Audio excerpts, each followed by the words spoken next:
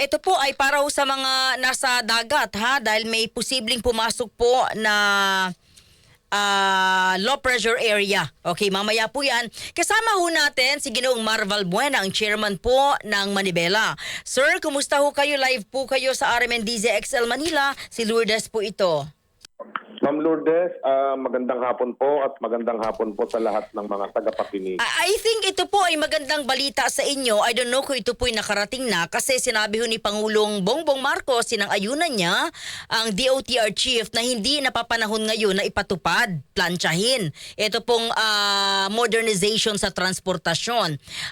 Mukhang ito po ay favorable po sa inyo, Ginoong Valbuena. Ito ba ay nakarating na ho sa inyo?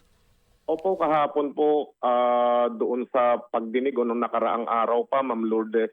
Siyempre, vindicated tayo dahil yung ipinaglalaban natin na talagang tama yung mga hinaing na ipinaparating natin sa gobyerno na hindi pa viable at hindi napapanahon talaga itong modernization program ng DOTR ng gobyerno. Dahil nga po doon sa mga nauna na sumubok dito sa programa na nakita natin na failure dahil nga unang-una dahil doon sa consolidated, sa pagsali sa kooperatiba, nabaon sa utang, at nakita natin yung default ng gobyerno when it comes doon sa pautang. Isipin niyo po, mahigit 5 billion pesos ang hindi po maibalik na bayarin doon sa mga loan. Ibig sabihin po, sa ganun kalaking amount, talaga pong yung programa ay hindi ko po masabi kung ano talaga yung eksaktong word para doon na Ma'am Lourdes na ayoko sana sabihin palpak pero hindi po talaga pinag-isipang mabuti dahil nga po hindi naman nila pera ito. Pera po ito ng taong bayan, lahat ng nagdideposito dyan. Ngayon, paano na natin ngayon maibabalik yung 5 billion pesos na yan? Saan natin kukuhanin? At ang sinasabi, pag-aralan ulit, at ang sinasabi ng mga kooperatiba, tulungan sila ng gobyerno. So paano? Pauutangin na lang ba ulit sila? Hanggang sa mabaon ulit sila ng mabaon? Dahil nga po hindi viable pati yung mga ruta. Sir Mar, pwede ko bang sabihin na tagumpay ho sa kampo ninyo, sa panig ninyo, etong statement ni Pangulong Marcos at nagaling din mismo sa kalihim po ng DOTR? Tama po kayo, Ma'am Lourdes. Tagumpay po ito sa hanay ng transportasyon, lalo na po sa amin sa Manibela, na hindi lamang po kami nag-iingay, hindi lamang po kami nang gugulo. Meron po kaming basihan kung bakit po kami sumisigaw at nananawagan sa gobyerno na suspindihin muna itong pagpapatupad ng PUBMP. Again, hindi po kami tutol dito, pero yung mga mekanismo po na inilatag nila dito, hindi po akma talaga, Ma'am Lourdes. Ano po yung mga plano ho ninyo ngayon? Kasi, Sir Mar, aminin natin, yung kabilang kampo, tulad ng sinabi nyo, nag-loan na mga yan. Milyon ang loan na mga yan, binabayaran po nila. Sumunod sila. So, baka may mga clash or may mga susunod na gagawin din sila. Ano po yung next move naman po ng Manibela? Kami naman po ay may inilatag ng solusyon sa ating kalihim ng dialogue at continuous naman po yung pag-uusap namin through phone, text messaging, sa Viber, tawag ng ating kalihim, pati po yung mga undersecretary na naglalatag kami ng mga solusyon na alam namin na hindi kami malulugi. At sinasabi ko nga kay secretary na may mga grupo kami na gusto na ring mag-modernize doon sa paraan na alam namin hindi kami malulugi kasi for the past 8 years, Ma'am Lourdes, nakita na namin kung saan yung may problema. At ito'y nilalatag namin na pwede naman nating subukan na pwede ba kami naman po ang pakinggan.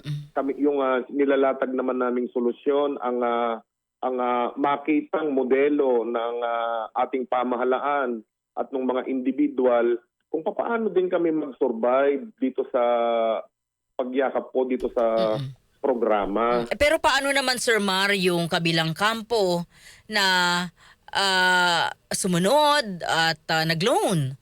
May binabayaran. Alam mo, ayoko sanang sabihin po sila po kasi, yung totoo, kung hindi natakot, nagpumilit. Hindi din nila pinag-aralan kung viable ba yung gagawin nila o magsasucceed ba. Wala pong ganong pag-aaral, Ma'am Lourdes. Basta ang sinabi lang, may inilatag na programa ang gobyerno, sumunod tayo kasi gobyerno yan.